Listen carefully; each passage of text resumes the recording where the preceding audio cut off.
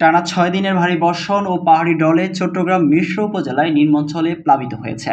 এতে পানিবন্দী হয়ে দুর্বিষহ দিন কাটাচ্ছে অন্তত ১,০০০ পরিবার। স্থানীয় সূত্রে জানা গেছে, পাহাড়ি ঢলের স্রোতে ভেঙেছে উপজেলার বিভিন্ন এলাকার সড়ক। দীর্ঘদিন ধরে খাল সংস্করণ না করায় ও অপরিকল্পিতভাবে স্থাপনা নির্মাণের কারণে পানি নিষ্কাশন বন্ধ হয়ে জলাবদ্ধতা দেখা দিয়েছে।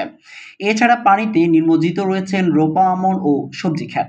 এ অবস্থায় ৩ জুলাই গত বুধবার সকালে পানিবন্দী ৪৫০ পরিবারের মাঝে উপজেলা প্রশাসনের পক্ষ থেকে শুকনা খাবার বিতরণ করা হয়েছে।